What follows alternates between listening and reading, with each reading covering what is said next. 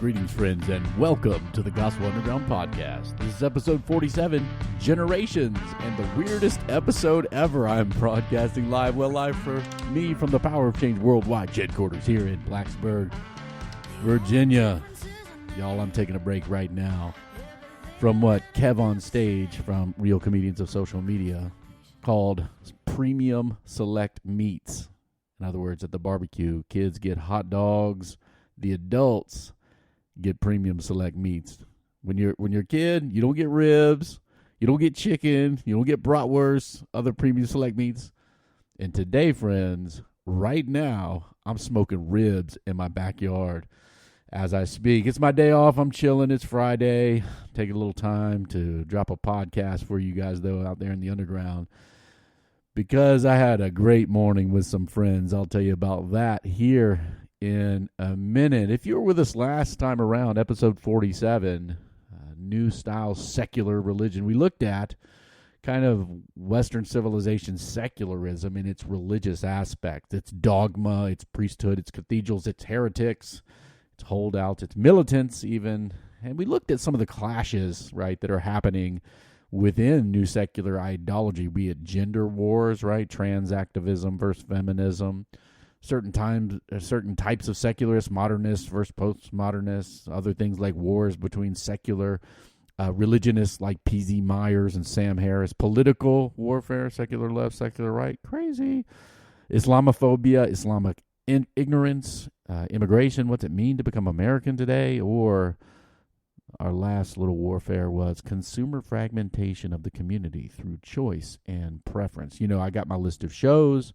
I got my list of podcasts, my movies, my music handpicked by me or by algorithms that study me, right? Oh, man, we are going to hit that up. Jesse and I, we're going to hit this consumer fragmentation idea up next week in episode 48. But today, I just wanted to drop some thoughts for you on one of the great blessings of my life. Now, this may sound silly, but one of the big blessings of life is friendship. And for me, I almost every morning, I get up, read something in the Bible, hang with my kids. We usually do some, little devotional as a family before the kids roll out. And then I usually spend, maybe half an hour on a Signal chat group. Now, Signal is one of these privacy encrypted end-to-end chat applications, chat apps on Android, iOS. So if you don't want Facebook spying on you, you don't want, the government looking in on what you're saying, Signal's your place. But I have a chat group on Signal with 3 friends who live in 3 different parts of the world from me. One is in England. He's American, but he's an expatriate living in London. One is in New Jersey, and another one's in Virginia, in Charlottesville. That's where the University of Virginia Wahoos are. I'm in Blacksburg, where the Virginia Tech Hokies are. We dominate them in football every year, forever. That's all you need to know. But these brothers, we have a chat group around soccer or English soccer or European soccer. One of our friends, Jared, likes Barcelona, so he tries to make us talk about La Liga, but there's like a team called Gelato or something who's in 4th place in La Liga, and we all know that Real Madrid and Barcelona, maybe Atletico Madrid, maybe a few other teams are okay. But other than that, it's a pretty junky league. When you can win 8-0 against some teams, come on now. So we talk mainly about the English Premier League in soccer. And we have 2 Manchester United supporters in that thread, an Arsenal supporter, and our Barcelona fan brother, he tries to like the Tottenham Hotspur, just I think to annoy Eric, who likes the Arsenal. So, hey, guys, you're getting a lot of shout-outs today because you inspired this podcast. Now, first of all, you got to learn something. If you're out there and you're a guy, this is going to make sense to you. If you're out there, undergrounder, and you're a lady, females, you're going to hear something today that you need to know, and you understand it too. You study guys more than guys study themselves. Well, who am I kidding? But guys typically huddle up around other things in order to talk about real things. Now, I ain't trying to out our conversations from me and my brothers today, but it's a beautiful thing when you understand it, that guys typically need to do something else, And then while doing that, they can really love each other well. It's kind of a cool thing, but it's guys do this, right? Ladies, man, it's different. It's just different, that's why small group Bible studies, man, women fill those up in the church.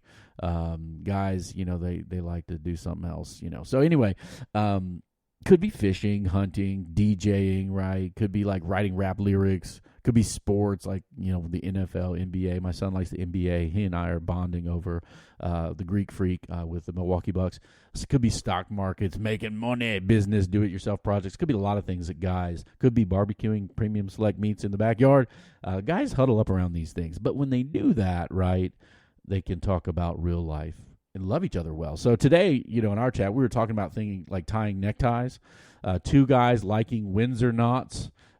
One other preferring classic four-in-hand necktie knots, and me not knowing even what I know how to do. I know how to tie one style of necktie knot, and I learned that it is the four-in-hand, okay, so that's good, because I only wear ties, right, for weddings, funerals, or when my wife makes me for some reason, which is very rare, actually, thank God.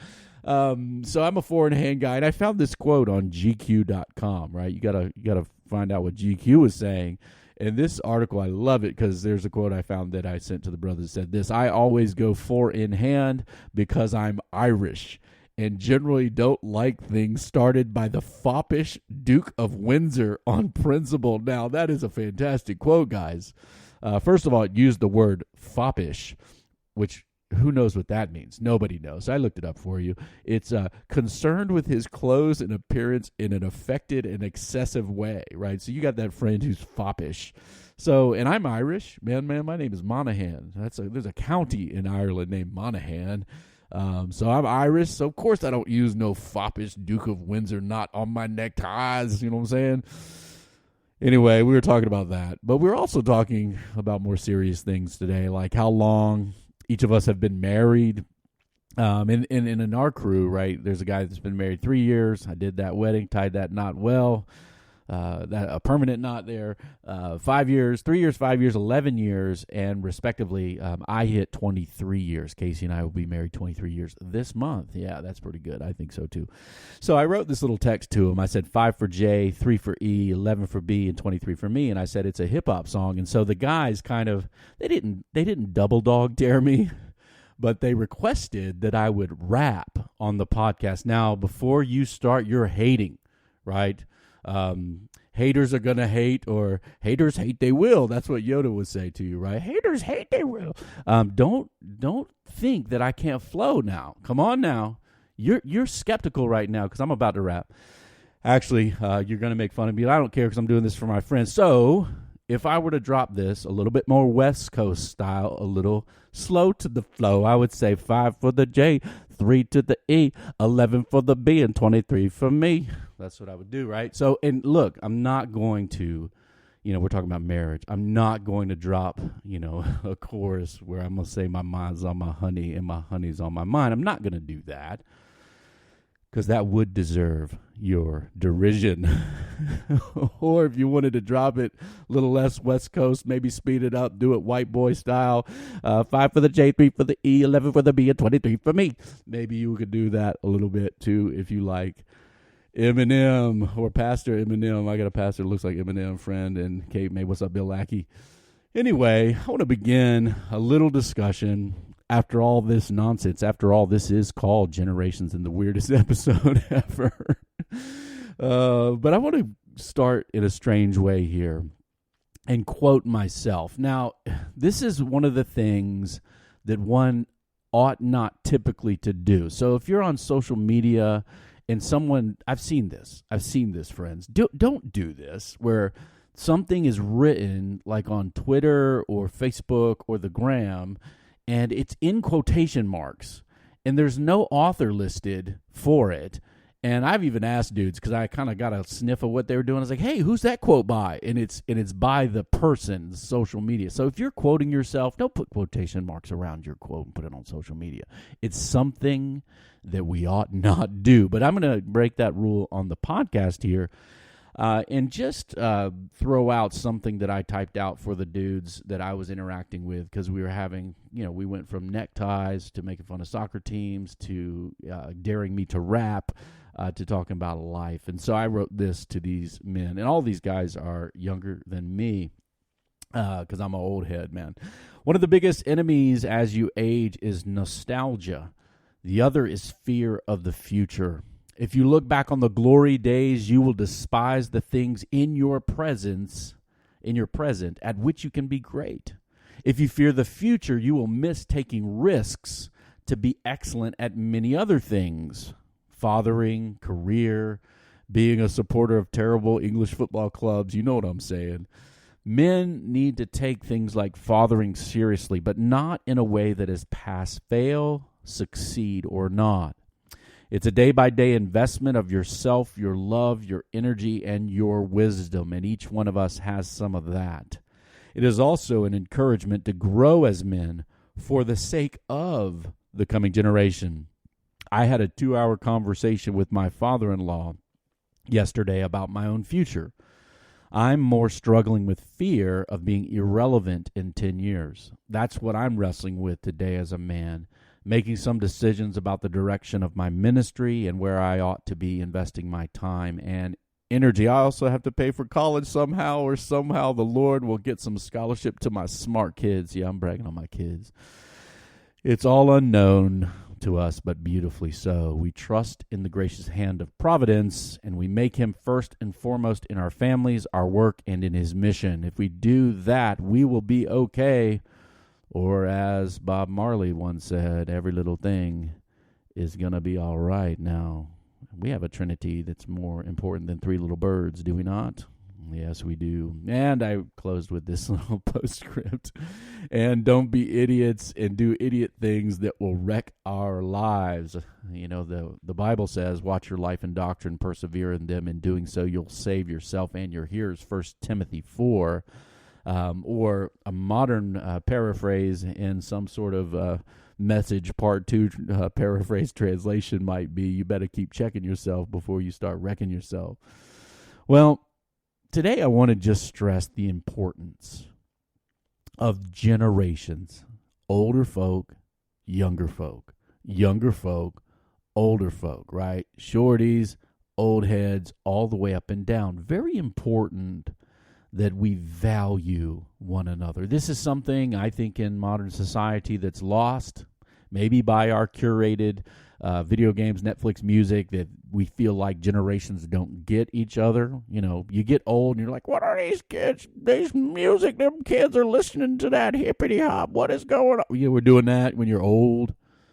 Maybe you're young and you think everybody's not quite as with it and on point as you.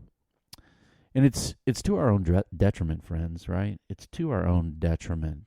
One of the things that's in the Psalms, right? The Psalms in the Bible, Old Testament, Hebrew Bible, the Hebrew Psalms, beautiful, emotional, worshipful, wisdom-filled songs, right? The songbook, the playlist in the Bible has a lot to say. And one of the things that you run across to is this generational aspect of life. Psalm 145 says, I will extol you, I'll lift you up, my God and King, and bless your name forever and ever. Every day I will bless you and praise your name forever and ever. Great is the Lord, and greatly to be praised, and his greatness is unsearchable. One generation shall commend your works to another, and shall declare your mighty acts. Generations do many things for one another, but one of the things they do is pass on things, important things like the worship of God, right? The most powerful evangelistic force of people coming to faith in Christ is families. I came to faith through an organization reaching out to university, college athletes, Division I athletes on the college campus. Guys shared the good news of Jesus with me. God steps in and changes my life. But the most common way, numerically, probably easy to prove this, it's probably so overwhelming no study needs to be done, is mothers and fathers, grandparents, and kids sharing the faith together generation by generation. Wisdom is also passed down, right? We learn how to do basic things in society. Think about it. If we didn't pass on the ability to create certain things, where would we be culturally today? Like things like, hey, how do you make that fire, right? People start making fires and stuff, or how do you make a wheel, or what's a lever, right? Or how do we create a pulley system? These things, I mean, may be technological, right? But they're very important to pass on. Wisdom, hey, how do I be a dad? How do I teach the next generation? There's a lot of pressure on young men and women when they become parents, right? We need the wisdom from others. Yesterday, man, I can't tell you how thankful I am for my father-in-law. He and I are walking around the yard looking at something again, doing something unrelated to serious conversation. But then what broke out amongst men doing other things together was a 2-hour kind of career consultation, where my father-in-law just really probed with me. He pressed on me. He believed in me. And here's the thing. When you have someone who's older than you, and look, let's do this. If you're a dad out there, how about you do this for your children long-term for life, right? How about that? I can't wait, man, when my son is 46 and wanting to make some changes in life and wanting somebody to kick it around with. And I'm going to go shoot basketball with them or watch sports on TV and break it out for 2 hours. It's a beautiful thing, friends, when someone older than you, more experienced than you, who also, by the way, has your back. They don't want anything from you in terms of your work. Career life is not any office politics going on. If they believe in you, they're cheering for you, and they love you. Man, that's a conversation, isn't it? I'm so grateful that the generation ahead of me, particularly in this case, Terry Monroe, spent time with me and helped me think through important things in my life as a man, right? And I hope in some way that you'll have folks that do that for you as well. And I'm trying to be there for brothers. I love my Signal chat because I love soccer and I like talking junk about how terrible my club is. Manchester United, shambles club in England now. They're terrible. Am I optimistic, Manchester United friend, just because somebody from the past, nostalgia, is the manager now? He is optimistic. I have no idea why. But that chat for me really isn't about that, although that's what we do most every morning sometime where it's nighttime in England and all of us are kind of crawling out into the day. But really, I'm glad to be there for friends. If I can offer anything that I've learned about being a father, being married 3 years is a lot different than being married 23 years. So I'm in, man. I love you guys. This is in many ways a podcast that's weird and inspired by you. If you make fun of my rapping, we'll have to battle rap on the podcast. No, friends, I promise you that will not happen. Look, it's great to interact with those who are before you in the race, those who are beside you in the race, and those who are coming after you in the race of life. And don't forget, moms and dads, your own kids need you. Man, be all in there. Can't say that enough. Well, that concludes our main topic for today. But I do have a little bit of a reviewish. Now, our reviewish professionally produced song, I've heard, maybe going into studio to be recorded, our reviewish introduction music that we're having produced by a professional jazz musician. I heard it's going to go into studio maybe May 18th, which is also my anniversary. What a great day May 18th will be this year. So we will have that introduction music someday here very soon for our reviewish segment. So our reviewish segment is where we talk books and texts and movies and things, but we don't care enough to really write anything. I'm not writing a long blog review. We're just doing a little reviewish. Today, Reviewish features the sweet Swine O Mine, and that is a knockoff on both smoking meat, swine, pigs, right? Thank God for pigs, and a Guns N' Roses song. So if you can't feel that, man, if you can't feel that, oh, sweet Swine O Mine, you're not feeling me. Anyway, Jesus and his kindness. In Mark, I believe it's chapter 7. I should look it up, be responsible, but I'm almost positive it's Mark chapter 7, where he declares all food clean. In other words, you can eat bacon. This is a big deal. You can eat ribs, right? Christianity can flourish in China. Right? Got some friends that live in China, man. They like to eat the swine, right? You know what I'm saying? The pigs. But anyway, if you're our Jewish friends or our Muslim friends, look, man, you can smoke premium select chickens, halal, kosher type meats. You can do that too, man. But today's review is about the sweet Swine O Mine red box smoker. Now, the story behind this, you can see it on YouTube. If you want to search out the red box sweet Swine O Mine smoker, you can look at the history of this thing. It was a professional competition-style smoker that was being sold by a company, I think, called Backwoods.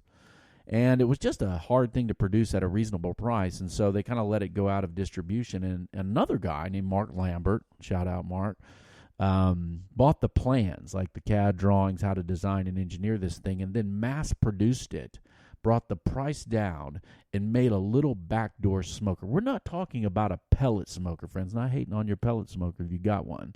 But I asked my brother one time, should I get a pellet smoker? And he's like, are you kidding me? My brother's a professional barbecue cooker in competition stuff in Memphis, Tennessee. He said, do not get a pellet smoker. You can't control temperature. Long story, but you don't want that. And my brother sent me and paid for it, man. This is a gift, man. To me, I was floored, man. I was brought to tears, right? The sweet Swine O Mine red box smoker. It's a small backyard competition level It'll hold 250 degrees for hours using charcoal, y'all. Well, that thing is smoking on my back porch right now. And tonight, friends, I'm going to eat some ribs. And I'm going to thank Mark 7, Jesus declaring it clean. I'm going to kill them ribs. Well, Sweet Swine O Mine, check them out, SSOMD, Sweet Swine of Mine Distributors, SSOMD.com. You could hook up with one of them things. I'm not sponsored by them. Our podcast is the underground, man. We're not being paid off by anybody doing Reviewish. Also, Sweet Swine O Mine rubs. You got to have a good rub, make it taste right.